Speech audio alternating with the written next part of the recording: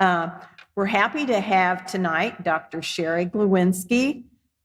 Many of you know her as a fellow Wild Ones member. She was our secretary on our board, and she also shared with us at the Successes and Challenges program. And we're in awe of all she's done in creating a native garden at her home. And I imagine some of you have been there to see that. And if you haven't been there, you've probably seen lots of pictures because she's very good about sharing. Sheri says she's been wild about native plants and ecosystems and their fauna for quite some time. And she said her interest grew and when she had the position of ecological restoration intern for the McHenry County Conservation District in Northern Illinois. That's a mouthful. But she's had many more experiences besides that. She's lived throughout the United States, and she said she's had some experiences with dealing with those invasive species that if you're a steward somewhere, you know all about that. She has a PhD in biological sciences with an emphasis on conservation science and ornithology. She currently teaches a class at Heartland and a class at U of I, but she does many other things. She says she has quite a busy schedule. So tonight she'll be encouraging us to save our native bumblebees. We'll find out why we should care and what we can do about that. So welcome, Sheri. We're glad you're here.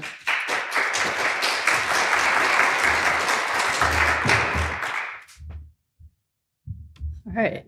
Hello, everybody. It's so good to see you in person. Thank you for coming out for this presentation. Before I dive in, I want to preface this presentation with a confession.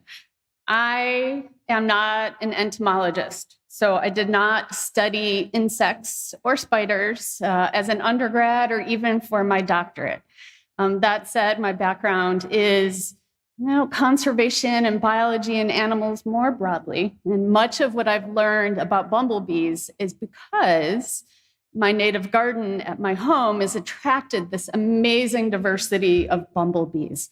And you'll get to see many of those photos in my presentation tonight. So just wanted to make sure you guys understood that I'm kind of learning as I go to some extent. All right, so welcome. Today's topics, we're going to cover some basics about bumblebees. So characteristics and identification. We got to make sure we're all thinking about the same organisms if we're going to have a presentation about bumblebees. What else? Behavior. Notice, I don't know if you can see that. Behavior. All right. Species diversity, and then conservation. So threats to our bumblebees and what we can do about addressing some of those threats in our own homes and in our own natural areas. All right. So with this next slide, I'm going to take you back to high school biology. Anybody remember the binomial nomenclature, Linnaeus, right? So you might have learned kingdom, phylum, class, order, family, genus, species. When I was in undergrad, I think they added domain. So I learned it as kingdom, phylum, class, order, family, genus, species with domain on top. So it's always an evolving understanding of how organisms are related to one another. So where do bumblebees fall in the larger family tree of organisms? Well, they share many of the same levels in the family tree as all insects. So domain, kingdom, phylum, and class are all at the same level. And so they're obviously insects, so they all belong to class Insecta. So whether you're an ant, you're a bee, you're a wasp, or some other critter, they all belong to that same class. The next level down is order. They belong to order Hymenoptera. And within order Hymenoptera, we have bumblebees, of course, sawflies, wasps, ants, and a bunch of other bees.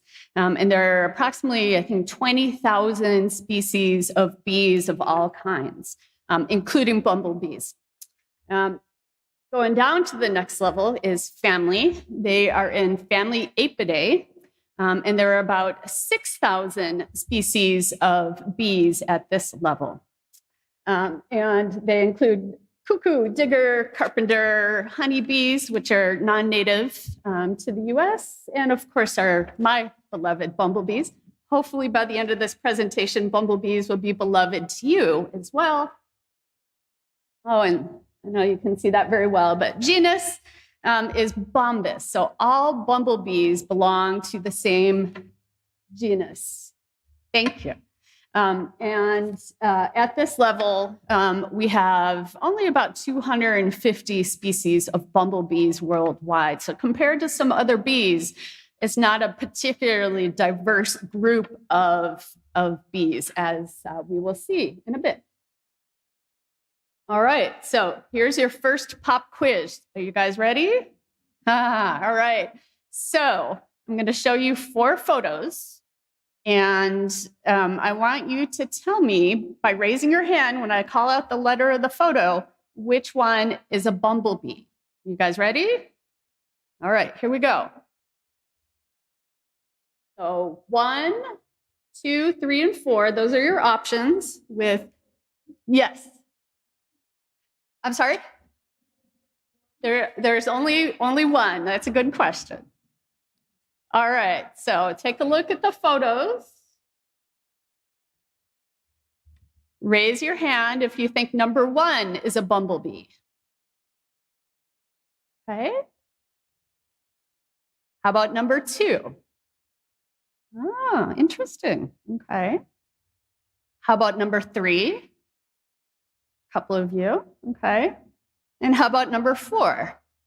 I see somebody way back there. Okay, all right. So we've got hands raised for all 4 of these options. You might be surprised that only one of them is actually a bumblebee because they all share many of the same color schemes that we associate with bees, right? So the correct answer is number 2. So, and that was, most of you raised your hand for that one. But don't feel bad if you raised your hand for one of the other groups because the colors are very similar across these individual species. So in case you're interested, number 1 is a minor bee. 2, of course, is our common eastern bumblebee. We'll hear more about that species shortly. Number 3 is a transverse banded flower fly. So it's actually a fly. It's not even a bee. I get those in my garden all the time. And number 4 is a giant Virginia hoverfly. I've seen one in my garden so far over the past 5 years. So it's kind of a unique visitor that I've seen. Again, it's a fly, not a bee. But interesting that they have such similar colorations, right? So let's find out now, like, how do you know a bumblebee is an actual bumblebee? All right, so what is a bumblebee? They tend to be large compared to other bees and other flying insects that you might see in your garden. They also tend to be fairly plump. They tend to be pretty round. And importantly, and one of the diagnostic criteria for a bumblebee is that they are covered with hair. Pretty much throughout most of their bodies, they're covered with hair. There are some exceptions to that. But I'm not worried about that right now. For the most part, bumblebees have a lot of hair. And in fact, the little hairs that are on their bodies have these little hooks. And so the hairs actually connect to each other, making the bees have a lot of hair. But also the hair, as you could imagine, if your body was covered with hair, is really good for insulation. So all the hair allows them to be a lot warmer in our cold temperatures, cold climates, than other insects you might see in your garden or when you're out and about. Color-wise, black and yellow are often associated with bumblebees, but as you hopefully can see in the pictures, there are bumblebees that have other colors as well. So reds, browns, Even a couple bumblebees have some white on them. We don't see those here in Illinois. But I don't know if you can see this. This first one is a rusty patched bumblebee. So it actually has, that photo actually has no rusty patch on it, interestingly. So raise your hand if you've heard of a rusty patch bumblebee before. Good, all right. Maybe Belleville Prairie, some of you might remember that, and the rusty patch bumblebee. Either way, this rusty patched photo doesn't have a rusty patch because it's actually a queen. So it's a reproductive female that nested in my yard somewhere. So I was very excited. The next one is a tricolored bumblebee, absolutely gorgeous. We don't have them in Illinois, unfortunately. They're found further north, so Wisconsin, Minnesota, some of those areas. Absolutely gorgeous. The next one is a white-tailed bumblebee. So they are present in the UK, if I remember correctly, so very much not here in the US. And their little butts have all that white hair, and that's kind of unique for a bumblebee. And then the last one is a Patagonian bumblebee, and this one is found in northern South America. And that one has orange, it's kind of hard to tell in the photo, but orange and yellow and brown. It's really a striking bee. I've never seen one. It's on my bucket list, if you will, for bumblebees. The last thing that I'll highlight is bumblebees are social animals. So they form colonies, and the queen is kind of like the top dog of the colony. She lays all these eggs. We'll find out more about this in a minute. But she's the one who's basically given birth to the new life that's going to carry on for that particular colony of bumblebees. And as part of that, bees have their own set of tasks that they have to do. So the queens are interested in laying eggs and making sure that all the eggs have enough food. They also have worker bees. So workers are females, but they're not reproductive. And then she also lays eggs that eventually turn into males. And each one of those groups of bees that come out of a colony have their own set of tasks that they have to do. And that makes it, bumblebee is a social animal, that they have these very distinct tasks that they have to do. They live together, they have overlapping generations. And so we have a social organism. All right, some other things about bumblebees and their bodies. So they have 4 wings. They have one set of 4 wings, which are fairly large. And then they have a smaller set of hind wings. And perhaps of interest, the wings are actually connected together with these little barbs. I don't know if you can see it well in this photo, but this part right here demonstrates these little hooks, and these little hooks connect the 4 wings with the hind wings and keep them together. So when they're flapping their wings, if you will, they're doing it in synchrony because of the connection of the wings. And I don't know if you can see well in this photo, but whoops, no, we're not ready for you yet. Come back. All right, well, the middle photo shows a nice picture of a wing of a fairly large bumblebee that I get fairly commonly in my garden. All right, they also have 2 types of eyes. They have 2 compound eyes. Let's see, and the white circles are where the eyes are, these large compound eyes. But they also have 3 smaller, simple eyes. And it's kind of hard to see it, but ocelli, or ocelli, is the name of those eyes. And they're in between those larger compound eyes. And where those smaller eyes are compared to the bigger eyes, compared to the rest of kind of the face of a bumblebee, is a good way to help identify 2 species. However, those eyes are really small, so you have to be up close and personal with your bees if you're going to use that as a criteria. I get really close to my bees. We're on a first name basis, but I understand if everybody isn't that excited about getting really close and looking at bees' eyes. All right, some other key things about bumblebee bodies. And I'll say the reason I'm bringing this up is because the way the bodies are set up in terms of their color patterns allow us to be able to identify bees to species. And it's actually pretty complicated. And I'll show you in a minute why. But they have a head, they have a face, a cheek, they have what's called a vertex, which is this little half moon shaped here. The thorax is this next part of the body. And then down here, we have the tergal segments.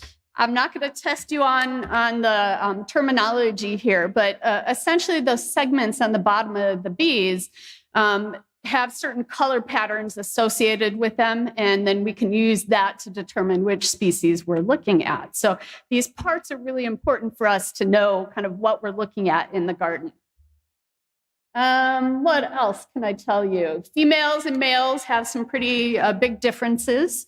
The queens, as you might expect of a queen, are much bigger than the females or the workers. But also, the females and the males more generally have a different number of segments in that bottom part of their body. So the females have 6 T segments, if you will, and the males have 7 here. Females and males have different lengths of antenna as well. Although I've tried to use antenna to identify my bees, it doesn't work very well. So again, you have to be like really close to be able to use that as a criteria. And then they have different kinds of hind legs as well. So when you think of a bee, whether it be a non-native honeybee or perhaps even a bumblebee, you might think of them gathering pollen and nectar. Well, the females have a special structure called a pollen basket that the females will actually take the pollen and the nectar from the plants that they're going to, and they will push it down on their legs and make these big piles. And these pollen baskets called corbicula are where all of these piles show up on their legs. The males don't have that. The males have it easy. They don't have to feed anybody. They just go off and feed themselves and try to find a mate. The females are doing a lot of work on the other hand. I'm not going to say anything more about that. All right, some additional things. So I mentioned that the queens are quite a bit larger. Generally, the queens can be as big as an inch long, whereas the workers and the females can be very small, like 0.3 of an inch or up to maybe about 1/2 of an inch, depending on the species. So these are general characteristics.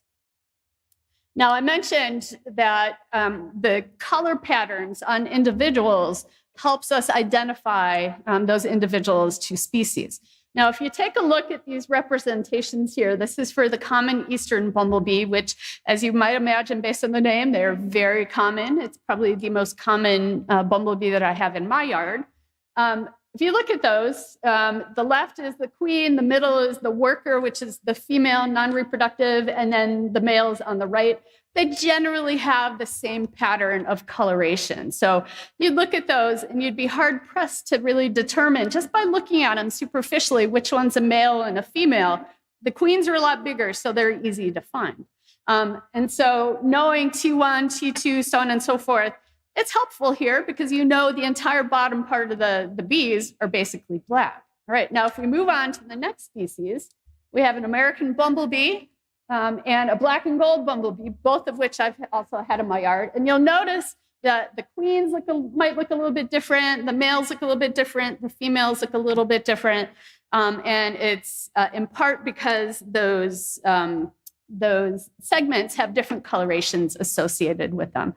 It does make it tricky because sometimes, as I have found out, the male of one species might look similar to a female of another species because the patterns look very similar. So that's where that little leg in the pollen basket actually is really helpful, because at least you can determine if a bee you're looking at has some pollen stuck to their legs.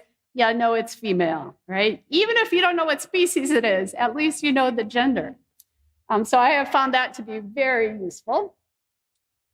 All right, and so only female bumblebees wear pollen pants. The males aren't gathering pollen for offspring. They're only gathering it for their own feeding. And it's kind of hard to see all the different types of pollen pants that are showing up here. But what I wanted to highlight with these photos is that the pollen pants actually reflect the type of pollen that the bees are gathering pollen from, or the plants that the bees are gathering pollen from. So to make it a little bit easier, the circled areas represent different pollen pants on different species. The first one was apparently at a plant that has a lot of white or very pale yellow pollen, and its pollen pants represent that. This rusty patch bumblebee here has bright yellow. Who knows where it was at? This common eastern also has kind of yellow, orange. And so depending where they're at, where they're gathering food, either for themselves or for their offspring, is reflected in those pollen pants. So I thought that's kind of cool. This one right here is, oh, actually, no, this one, sorry. This one, dark brown. When I first took the photo, I wasn't even sure what I was looking at because it was so brown. I'm used to seeing the whites and the yellows and the oranges, but this one was doing something with brown pollen, or it was dirty, one of the two. I'm not really sure what was going on, but it's interesting. All right, so my last thing about pollen pants is knowing what pollen pants are and which bees have them is really useful when you're like me and about 9 of every 10 photos you take looks like this, where half of the bee is hiding behind a plant and you can't really see any diagnostic criteria other than a really nice, oh, right, there we go, a really big pollen pants on this particular organism. So at least I know it was female, even if I can't figure out what species it is because the photo is really bad. And really 9 out of 10 photos end up looking like this. So you'll see a lot of pretty photos here, but it took a lot more photos to get there. I see some nodding of heads. So I think perhaps some people can appreciate that from their own experiences.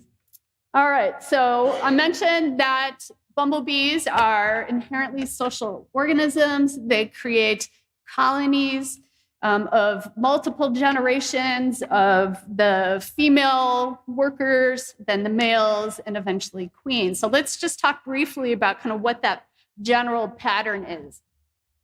Starting with a mated queen, we'll also end there. But a mated queen will emerge from hibernation right about this time of the year, depending where you are in the US. I saw my first mated queen last year. We'll actually see a picture of her maybe a little bit later in March. Other areas, it's a little bit later in the season, depending on temperatures and whatnot. Anyway, so the mated queen emerges from hibernation. She immediately starts collecting pollen and nectar to feed herself. It was a long winter. She had to rely on her fat stores to survive the cold in her hibernation state.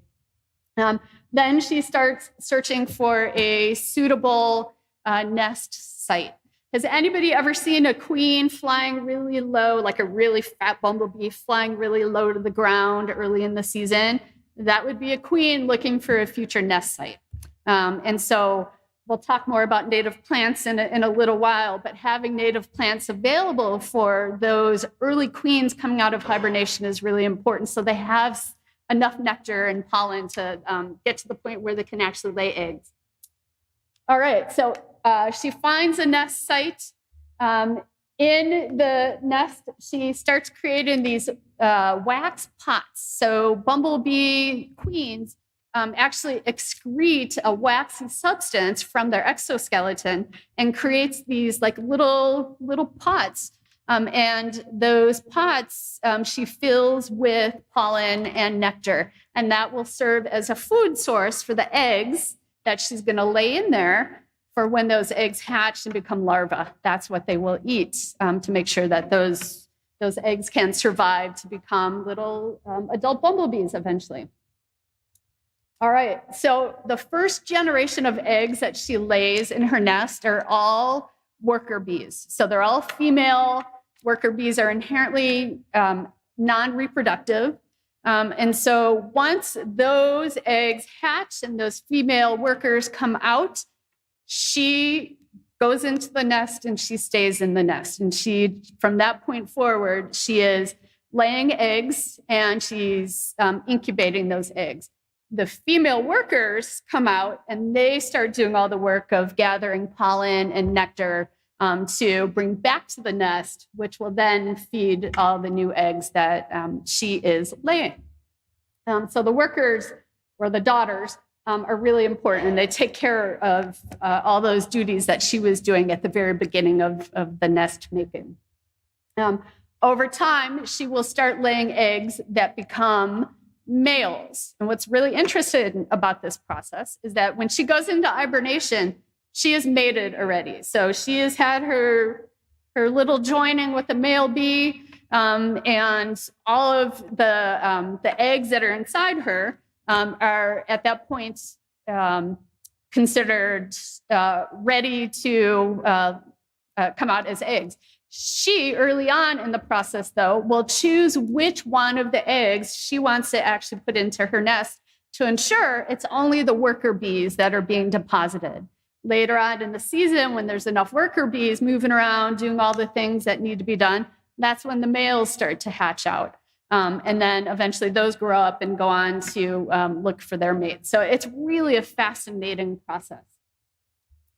Eventually, the colony will produce queens as well. So that will happen later on in the season once the males and the worker bees are doing their things. And those queen bees will leave the nest eventually. And then they will automatically start looking for pollen and nectar because they need to fatten up for the long winter's hibernation. The one thing about colonies maybe that you might consider sad is that all the bees die at the end of the season except the new queens that came out of that colony, the ones that go into hibernation, but all the other bees die. But that does guarantee that you have that queen that's going to then make sure that there's progeny for next year's set of bees. All right, so a couple other things about behavior. They're large size. They also have long tongues. And they're unique. They have a unique buzz pollination behavior. And basically what that is that they use their wings, like the muscles in their wings, to flap their wings really fast. And that helps release the pollen in the flowers that they're at. And it's an extremely effective way of pollinating plants. And in fact, it's so useful that some bumblebees, the common eastern bumblebee, has been essentially colonized for purposes of pollinating some of our important crops like tomatoes, because that buzz pollination is so effective at doing that. But it's also effective at pollinating all of our other native plants as well. And these two photos right here demonstrate what bees might look like when they have some of those pollen grains on them that they get from doing this buzz pollination. All right, so where in the world are bumblebees? Let's find out.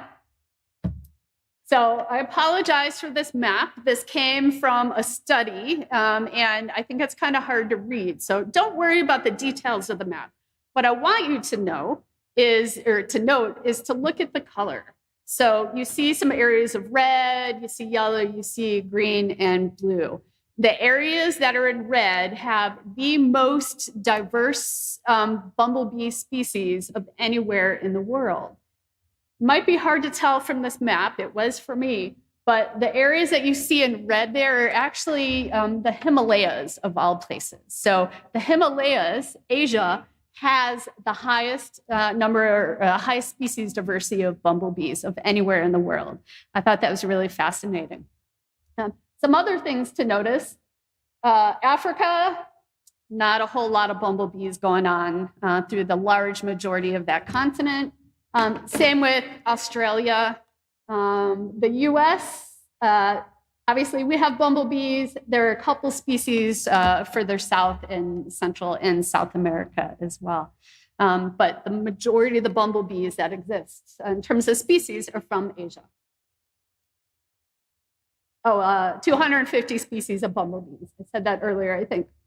All right, now if we look at Illinois, same kind of schematic here. So red represents high diversity, other colors are lower diversity. You'll note that in the US, the majority of bumblebee species are found west of Illinois, on the West Coast primarily. That doesn't mean we don't still have bumblebees here, of course. So we're gonna look at our own species in just a minute. In the US and further north in Canada, we have a total of 46 bumblebee species. So not really a whole lot, but there aren't a lot of bumblebee species more broadly anyway, at only 250. All right, ready for another pop quiz? All right, how many bumblebee species can be found in Illinois? Raise your hand if you think A. Okay, B. All right, C. Okay, and D. All right, kind of a mixed bag in terms of your responses. Let's find out what the answer is.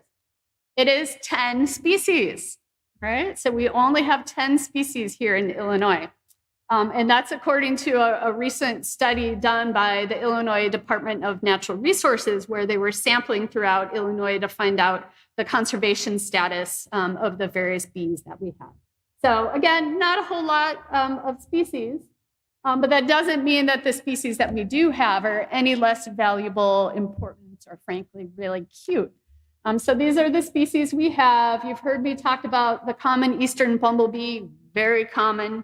The brown-belted would be the second most numerous in terms of individuals of any species in my garden. The two-spotted are super adorable. They're small compared to the other ones. And then we have a couple that I have not seen in my own garden. So the half-black, I think, is further north in Illinois. The lemon cuckoo bumblebee is a really interesting species we won't have time to talk about now, but it's essentially a social parasite, but also a bumblebee. Yeah, it's pretty cool. And also possibly a lot of conservation issues with that species. Southern plains bumblebee is one of our species that has exhibited tremendous population declines. Same with the rusty patch. The rusty patch, of course, is federally endangered. And then we have these in the middle here that are also of significant conservation concern here in Illinois and more broadly as well. So we have some really special bees in the state. All right, so just briefly, let's talk about bumblebee habitat. So bumblebees are considered forager generalists, which means they eat a lot of pollen and nectar from a wide variety of plants. It does differ based on species, but there is no one bumblebee that only focuses on a single plant. And that's probably a good thing, because then they can get their nutrition from a variety of sources. And that also allows them to live in a wider variety of habitats compared to bees that are not bumblebees, for example. They can exhibit differences in habitat use, though. For example, the common eastern bumblebee can be found everywhere. You can find it in your garden. You can find it at the playground. It's the bee that's most likely to be seen in some of the more urban areas. You contrast that with the rusty patch bumblebee. Historically, the rusty patch was primarily found in the prairies throughout the US. I have them in my yard, so they like my yard. But historically, they would have much preferred to be in the prairies as opposed to a quarter-acre yard of native plants. All right, so the next question, where in the world are the bumblebees? So a less happy question. So there are a lot of conservation concerns with bumblebees. And this is a sadder slide, so I don't have any good photos for you on this one. But throughout the world, bumblebee species, many bumblebee species are experiencing population declines. So it's not just here in the US with the rusty patch or the American bumblebee. It's pretty much anywhere there are bumblebees, they're likely to be experiencing some level of population decline. The UK has done lots of studies, so their bumblebees are well documented, and they have experienced similar declines on the level of the declines that we're seeing with their own bumblebees here in the US. Whoops, come back. All right, this next one right here. So one of the scientific papers that I used to come up with these data used this quote right here: catastrophic declines for many of our bumblebee species. And that's terrifying to me. I don't know how it makes you feel to think about that, but it really stands out as being something we should pay attention to. In fact, one study shows that several, I think it was populations of 4 species have declined just over the past 20 years by up to 96%. So again, catastrophic decline. And species status for the rest of the world is not quite as well studied as what we have here in the US or North America or even the UK. So it's quite possible that, the hub of diversity in the Himalayas may be experiencing similar declines as well. All right, so just to kind of highlight how many species are on the decline. The Franklin's bumblebee is found in a very small area in California, I believe, so out west on the coast. That was the very first bee to go on the federal endangered species list here in the US. And it is quite possible that bumblebee is now extinct. A couple of years ago, they did a survey and they found 1 bee, and that's all they could find. A couple of years prior to that, maybe 10 years, they found 100 species. So you can see, that decline is pretty dramatic. So it's actually believed to be extinct at this point within our lifetimes. Rusty patch, of course, on the federal endangered species list has had significant declines, but it showed up in my yard, so there's still hope for it. Southern Plains bumblebee, extreme declines. The species is petitioned to go on the federal endangered species list here in the US. It's still a work in process. We don't know what will happen to that species, if it will go on the list and get federal protections or not. A couple others here. So American bumblebee was also petitioned for the federal endangered list. And I was reading actually that 2 colonies were found over the past couple of years in Champaign and a town close to Champaign. So there's hope maybe for that species. I've seen one individual in my yard, and somebody here, I forget who it was, had an American bumblebee. Yeah, okay, that's right. So just recently. So they exist here. So I'd like to think there's hope for them. Western bumblebee, yellow banded, those are species we don't have here in this part of the US, but they are very vulnerable to extinction. And they don't have any active protections at this point. And then the last one I'll highlight is the yellow bumblebee. I have those in my yard, but they're experiencing significant declines as well. So it's dire for many of our species. All right, so let's use Illinois as a case study when it comes to the reasons why we have bumblebees that are experiencing such declines. If you look back in time to the 1800s, mid-1800s, Illinois was largely prairie. So something like 65% of the state was high-quality prairie, because not a whole lot of people were really actively living there and destroying the ecosystem. Fast forward to modern day, the state has lost functionally all of our prairie. Really, it's like 3,000 acres, I think, are left compared to the millions of acres that existed at one point in time. 80% of its forests are gone, have been converted over to other types of habitats, 90% of its wetlands. Where do those habitats go? They're not really lost, which is why I put it in quotes. Those habitats have been converted over to other types of habitats, mainly corn. Ooh, keep doing that. All right, come back. I'm trigger happy. Sorry about that. I'm very passionate about this. Corn, soybeans, and wheat. So the large majority of the yellow that you see right here are those species, monocultures. You see it here in McLean County, right?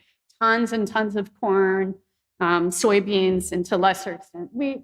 Of course, there's also cattle and swine here and really throughout pretty much all of the US. And why I'm highlighting those things is because they need grass, they need non-native species which are being fed to them, and that impacts the ecosystems as well. So this is what we look like today. Why is that important? Given that bumblebees are considered to be more general when it comes to their foraging, it's because the less native plants that they have, which is what they evolved with, what they have evolved to use, and that's what their bodies need. The less plants that are available for them, they're stuck using other types of non-native plants that don't provide the same level of nutrition for them. So while a dandelion might be good, it's not great because it's really lacking most of the nutrition that our bumblebees need. That's important because those queens need good nutrition because that nutrition impacts, the eggs that they're laying, which is going to be the future of that colony. And also energetic costs. So bumblebees are buzzing around, they're flying, they're looking for plants. The further apart quality plants are, the more energy they're essentially wasting to get the nutrition that they need, right? That impacts their ability to survive in the long term. Imagine if you didn't have breakfast every morning, you had to, run 5 miles to get your breakfast every morning, right? But then you had to come back home and feed the kids, right? So imagine that for bumblebees. These, of course, are bumblebees from my yard with, of course, native plants. All right. Another thing about Illinois is that pesticide use is an accepted practice for agriculture and beyond, but I'll focus on agriculture because most of our habitat is agriculture. So you all have probably heard about neonicotinoids. So it is a systemic type of an insecticide that was created to basically kill off any insects that were trying to chew on our agriculturally important crops, right? It does a really, really good job at that to an extent. What nobody really expected is those neonics would also kill off the non-target insects that are trying to get pollen and nectar from the same plants that the insecticides were applied to. You've heard of honeybee colony collapses and things like that. Neonics impact honeybees just as much as they do native bees, right? And it's, given how much agriculture we have and how systemic pesticide use is, it's a significant issue for not just our honeybees, for our butterflies, our moths, our wasps, any of those critters that are going to make their way into the agricultural areas. One last thing I'll say, sometimes those neonics are applied by spraying as opposed to actually just coating the actual seeds or the plants. And very little of those pesticides actually make it onto the plants. So that's called non-target impacts. Spreads out into our water, into our yards, does damage far beyond those areas where it was intended for. All right. We all have grass in our yards. Most of us do, right? It is the default ground cover not just here in Illinois, but really throughout the US, throughout North America. It's not native. Kentucky bluegrass or any of those species are not native. It's useful for if you want to play sports or you have a dog. It's less useful for bumblebees and our other native species. And yet, I couldn't find a good stat just for Illinois, but countrywide, there's something like 50 billion or million, I can't remember, acres of turfgrass, right? A non-native species. And that actually, I think, if I remember correctly, is the #1 habitat now in the US. Let that sink in for a minute, right? A non-native species has covered a good portion of our beautiful country. Another reason that bumblebees are on the decline is because we don't value leaves, right? You've heard leave the leaves. So I know, you've probably heard it here in Wild Ones and elsewhere. Leaves are like gold. I want your leaves if you don't want them. I put them in my yard. They turn into molds for all my plants. They protect queen bees who are hibernating under those leaves. This is the queen that I accidentally disturbed. I think it was last year in my yard, probably looking for some spring ephemerals. But those leaves are really important for providing protection for hibernating bees and lots of other critters as well. And yet we mulch our leaves, we send them to the waste or the municipal collections. Those leaves are gold. Leave them in your yard, right? Because they're really important for continuing that cycle of life and supporting the critters that we have in our yard.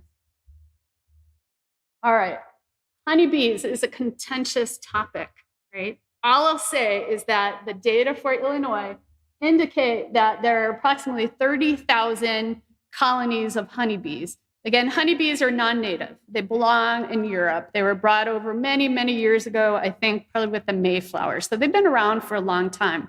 However, we have a lot more bees than most of our habitats can actually sustain when you take into consideration that our native species need those resources as well. So those 30,000 non-native colonies here in Illinois alone equate to 1.5 billion individuals of honeybees that need food also. And they're extremely competitive. I see them coming after my own native bees and other critters.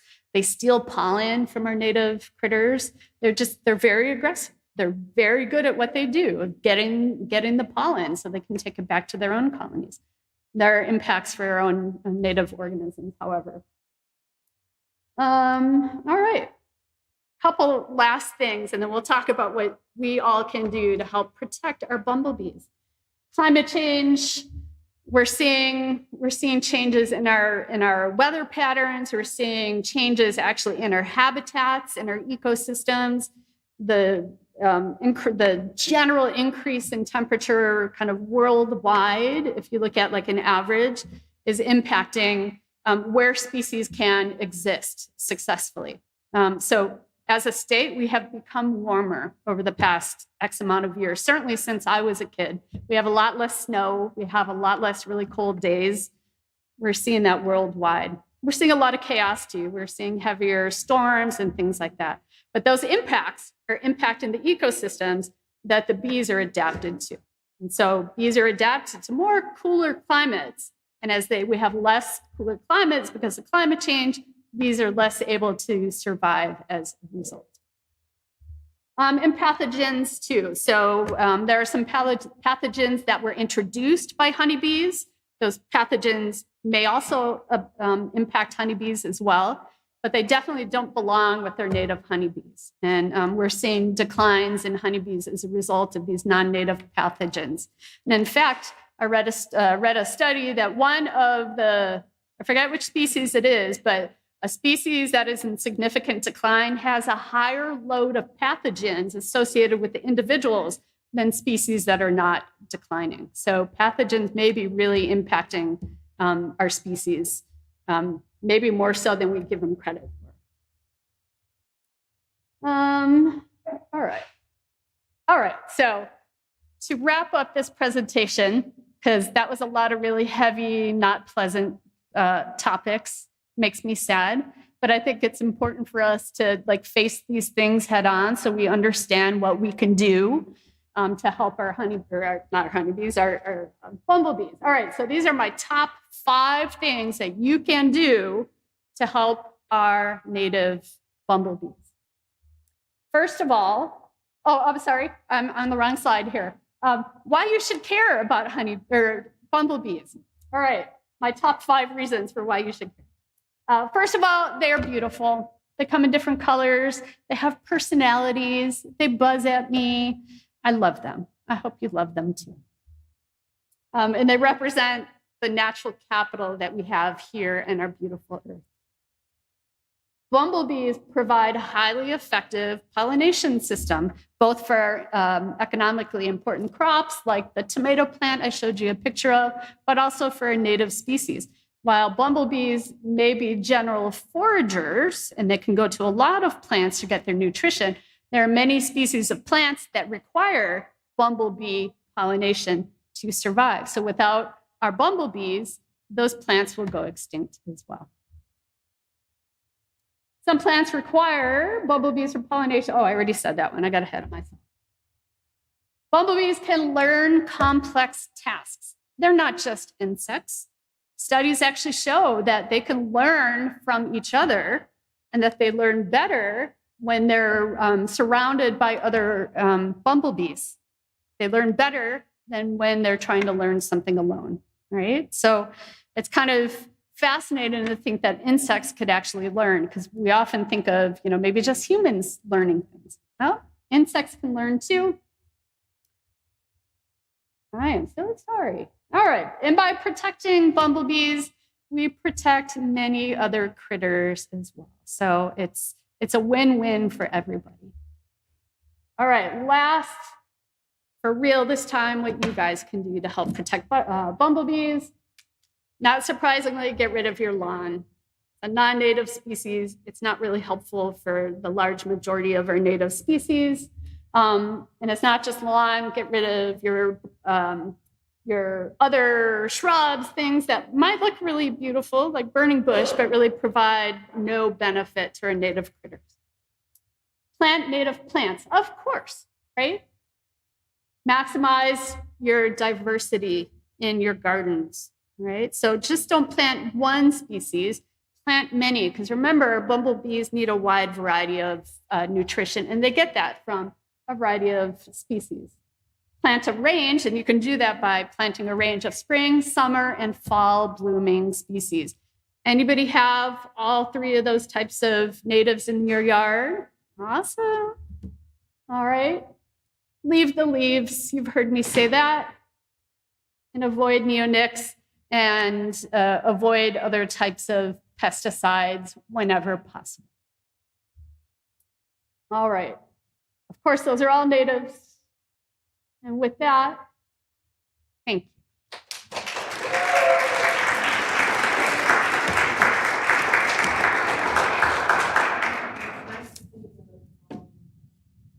Yes, I chose that one specifically for this audience. I'll say one last thing. I do have some resources if you guys want to take a look at these. So I don't know if this is still being printed out in a hard copy, but it's from the U of I, and it gives a really nice guide to the different species that you can find in Illinois. You can also find this on the internet, so you can print out your own copy. And this book, Bumblebees of North America, is a phenomenal resource as well. It helps you understand some of the conservation concerns, but also identification of all the species that we find here in the US. So if those are of interest, you're welcome to come take a look at them. And thank you again.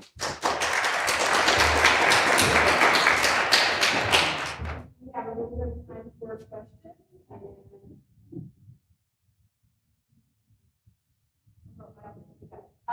Carpenter bees are not bumblebees? That is correct. So they are often confused with bumblebees for good reason, because they look very similar, especially to our common eastern. The biggest criteria that you can use to separate the two is that carpenter bees, their lower part of their bodies are shiny. There's no hair on them, right? Whereas our bumblebees have mostly hair in those areas.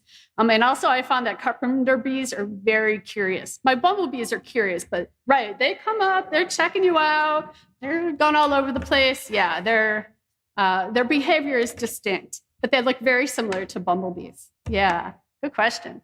What else? What else do you guys have for me? Yeah. We do want you to use microphones for the recording and the live stream. I got the feeling from what you were saying that native bees are good, foreign species are bad. If our bees are declining, why shouldn't we welcome in any bees that might help? Yeah, that's a good question. And a lot of people who have honeybee colonies would argue that. From an agricultural perspective, because we do have vast amounts of crops that need pollination, those honeybees are useful for that. However, honeybees are not as good pollinators as our native bumblebees because the native bumblebees have this pollination approach. And when we bring in species that are non-native, we take the chance that they are bringing in pathogens and potentially doing harm due to competition to our native species. So I would say those are the primary reasons that I would argue against bringing in non-native species because we're potentially harming our own indigenous species here. Yeah. And also, I was wondering, you mentioned that you might have a certain bee in your yard and somebody else might have spotted one in theirs. Yeah. Are those reported to any agency or people? Yeah, that's a very good question. So there are several internet-based agencies that you can report to. You might have heard of iNaturalist, perhaps. It's an internet-based app that you can report your findings to. There's also the Bumblebee Brigade, I think it's called, BBB, out of Wisconsin. I think they've recently expanded their reach, so any state can now submit some of their reports of bees in their yard. So there are definitely places that you can report your findings to. iNaturalist is nice because they actually have experts who will look at the photos that you uploaded and they will verify the species. And actually, when I first found the rusty patch bumblebee in my yard, federally endangered, I actually did not recognize it for what it was. I thought it was a brown belted because it has somewhat of a similar pattern. And then I got the response back from the people at iNaturalist like, no, you've got a rusty patch. And I'm like, what? So, yeah. So there are resources that you can use. Yeah, good question. Thank you. I have a question. Thank you. I was under the impression that with bumblebees, that the queen bee was replaced each year. Is that true? That is true. So okay. The queen that is laying the eggs and incubating those wax pots that I was talking about, she will die at the end of the season. Okay. But the eggs that she lays towards the end of the season that become queens, those will leave the nest and then they will hibernate and they will produce next year's offspring next year. Yep. So everybody dies except for the new queens. Yep. Okay. And the second question, I teach a little bit about native bees as well. Awesome. I've been to the DNR program that they have down in Champaign. And the one thing that I always tell people about native bees is that you don't have to be afraid of native bees because they're not going to bite you because they don't have a hive. They're not producing honey. Yeah. So. Yeah, I don't know where my rusty patch nest is specifically in my yard, but I've had worker bees and males and the queens. They have never once bothered me, even when I got up close and personal. In fact, in the 5 years that I've been building out my native habitat at my yard, I've never once been stung, not by hornets, not by any wasps. And if you see any of my photos on my Facebook page, I get really close to them and I get really good photos. They have never once bothered me, right? It is possible to get stung by a bumblebee. So if you're close to their nest, or maybe you step on the entrance to their nest, they might act aggressively. So I've heard of people getting stung, but it's very rare. I've heard way more cases of people getting stung by honeybees because, to your point, they have a hive and they're really quite aggressive in protecting it. Yeah, good questions. Yeah. I just wanted to mention when I was a child, I got stung regularly by bumblebees in our backyard. Oh, it is possible. I don't know. They didn't like me for some reason. Yeah. Many years ago, I was hiking down in southern Illinois and I stepped in a yellow jacket nest. And then I was hiking in the hills and I stepped right in it. I got stung 25 times, right? So it depends on what you're doing and where you are and what the species is. Have a healthy respect for the critters that are around us. But just because they can sting doesn't necessarily mean that they will sting. Yeah.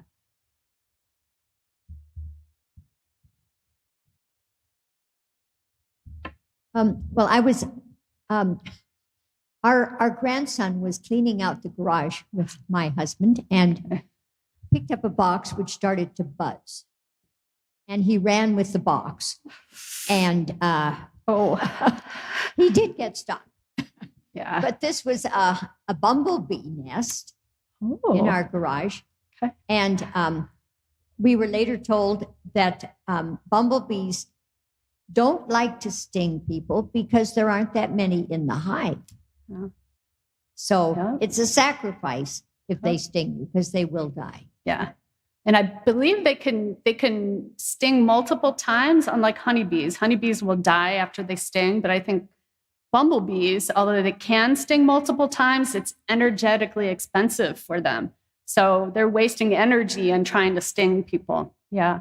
Kind of cool to have a nest in your garage like that in a box. I want one.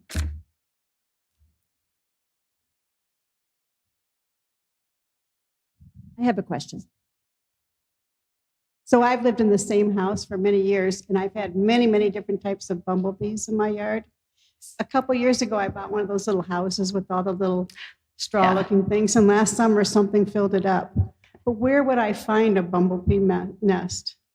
That's a good question. Is it in the dirt, or is it like in a box? Or they will nest in a box. Some species will. Yeah. Generally, you're going to find a nest in the ground. I've read a lot about like rusty patch bumblebees looking for old rodent holes that have the fur from like a chipmunk or whatever, and that is particularly good for rusty patch nests.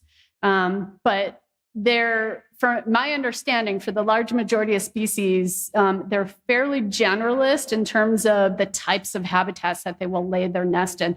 I've heard of nests actually being in the sides of old buildings, like where it might be crumbling down, or at the base of a house where the siding is coming down. So they like those areas, maybe because it's warmer, perhaps, from the house.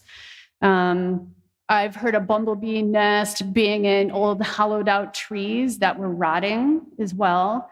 I think in some cases, though, those nests don't survive very long because skunks really like to eat those kinds of insects. What else? There's probably other types of areas, habitats, depending on which species you're looking at. But at least here in Illinois, they can actually show up in your lawn too, like the American bumblebee nest I was mentioning in Champaign, somebody's lawn, backyard. So, yeah. I would say I recently learned that the bamboo tubes for these nests are very bad because they're usually glued in and you can't clean them out. So they don't recommend you go buy that because it can contribute to disease and parasites. My question is about your map that you showed. I didn't see any sign of bees in Africa. In Australia, I figured maybe because Australia's an island, but what about Africa? Is there a known reason for that? You'd have to look at the studies that have been done in terms of the radiation, the evolutionary radiation of the species, and the habitats that bees generally, or or bumblebees are found in or tend to be drier, more Mediterranean climates more generally. Much of Africa is too warm, hot, and dry for that kind of preferred habitat. That's a huge general statement, but that's what I did read as in part the explanation for that. And I think you're probably right about Australia. It's separated. It's a continent unto itself, right? So it's really hard for bees to get there. I'm assuming there are other types of bees, just not bumblebees in particular. Yeah, good questions. Thank you. I have a question. I have two questions. Number one, what are the predators of a bumblebee other than humans? Oh, what are the predators other than humans? Yeah, good question. So I mentioned skunks. Skunks do tend to like digging up those kinds of colonies. I guess the eggs make for good eating, maybe, because they've got the pollen and the nectar, plus the nutrition of the actual eggs and the larva. What else? Dragonflies. Dragonflies, yep. So individuals can be eaten. That's, yep. I know there are many others. I'm drawing a complete blank on which ones. And my main question is, how is the queen selected? That is a phenomenal question, and there's actually little known about that. The studies suggest that the current queen, who will ultimately die out, she reaches a maximum load of worker bees and male bees, and then the temperature and the amount of like wax in the colony gets to be a certain level. And that might serve as a trigger for her then to start producing the eggs that will become the queen bees. But that's what I read. But there was some big question marks in that particular study about like what the actual criteria are for which of the eggs are actually going to become next year's queen. So that's a good question. I wish I had a better answer for you. Okay, I got a couple things. Bees. Oh, did you have a second? Bees see in ultraviolet. Is that the simple eye or the compound eyes? Ooh, good question. I think that is the compound eye, but I don't know for sure, so don't quote me on that. Okay.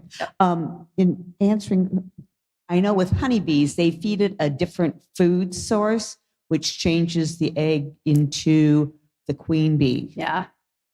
And if that is the same for bumblebees, then of course it's really important then that we have that wide variety of native plants. So they have the right native plants, the right pollen nutrition when that change needs to happen. Yeah. So yeah, good points. One right here. Yeah, regarding the production of queens at the end of the season, how many queens do they generally produce? Is it just a few or is there quite a few? Yeah, I think the answer to that question depends on which species you're looking at, because an individual colony can be anywhere, depending on the species, anywhere between 50 individuals coming out of it up to, I think I read 300 or 400 for some of the larger colonies, which is nothing compared to like a honeybee colony, which is thousands and thousands of individuals. So it largely depends on the species.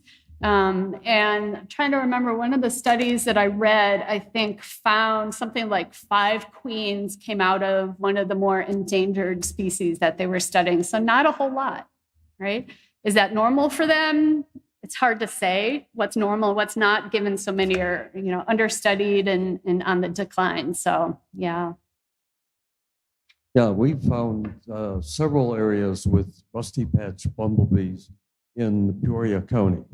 That includes Detweiler Park, Singing Woods Park, and Jubilee Police State Park as well. Nice. And Anne's house too, in Peoria. Yep.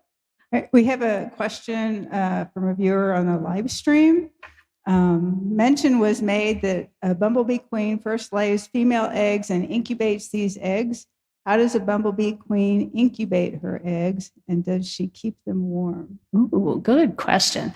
So bumblebees, because they have so much hair on their bodies and the queens are very large, I believe that she will actually deposit more wax on each of the pots that she makes, and she will keep doing that over time. And I believe she does actually incubate them by sitting on each one of them to keep them warm as well. I don't know if that varies depending on the species. I do know that it is species specific where the pollen and the nectar actually are deposited once the eggs are in the pots. So some species will deposit their like little balls of nutrition at the base of the pots. Some of them will actually deposit it in the pots. So I assume there's some variation there as well in terms of how that incubation actually happens. Yeah, I'm not 100% sure though. Yeah, good question. You guys are testing me here. How long does it take from laying an egg to an adult bee coming out? Ooh, so I think it is about 15 days for those worker bees to come out. It might be species specific, but that's what I saw. And then by mid-season, you've got the males coming out. And then the queen bees might take a little bit longer to actually come out because they're bigger bees. And so it takes a little bit longer for them to grow. But those are general statements. And I don't know 100% sure if that's common across all species. Yeah, good question. Honeybees, they make males by, she lays an unfertilized egg. Is that the same for bumblebees? So when they get fertilized, is that what you're asking? No. Okay, so if she lays a fertilized egg, it becomes a worker or a queen, female. But if she lays an unfertilized egg, it becomes a male. That is, yeah. So that it is the unfertilized eggs that become the females, and the fertilized eggs become the males. Is it reversed? Okay. Okay, I might be remembering it wrong. But yeah, it's interesting. So the queens that are mated when they go into hibernation, they have all the sperm in them already, and then they get to partition out that sperm basically to the various eggs in their bodies in preparation for laying.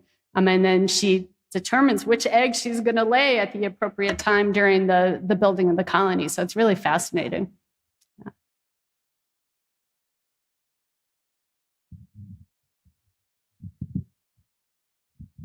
Another thing, when the gentleman asked about reporting them, there's a beespotter.org, and it's a citizen science. Yeah.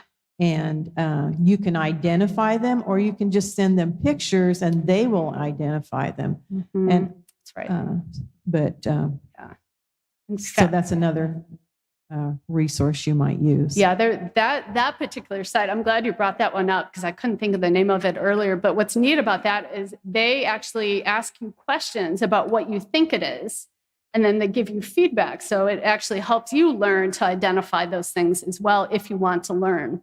And it can be kind of challenging if you don't necessarily know all the bumblebee, anatomy and whatnot. So it's a useful tool to help learn. Yeah. Well, Sheri, you have really educated us tonight, and thank you for all the information. And